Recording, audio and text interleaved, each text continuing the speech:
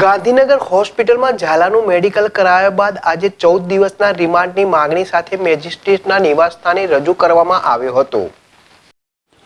સાબરકાંઠાના હિંમતનગરથી Ponzi scheme ચલાવી 6000 કરોડ રૂપિયાનું ફૂલેકું ફેરવનાર કૌભાંડી ભૂપેન્દ્રસિંહ ઝાલાને ઝડપ્યા બાદ શુક્રવારે રાત્રે સીઆઈડી ક્રાઇમે તેની પૂછપરછ હાથ ધરી હતી।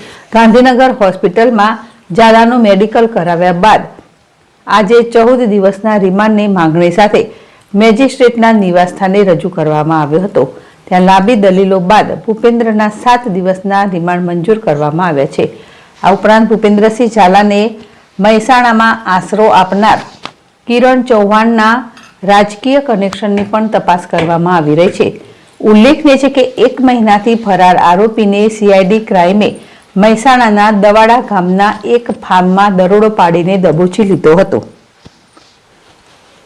મિલકતો તપાસ દરમિયાન મળી આવી 2023 થી 24 દરમિયાન એમને દુકાનો પ્લોટો અને બધું 17 મિલકત ખરીદી તેમજ ગુજરાત બહારની કેટલી મિલકતો ખરીદી એ તપાસ કરવાના છે।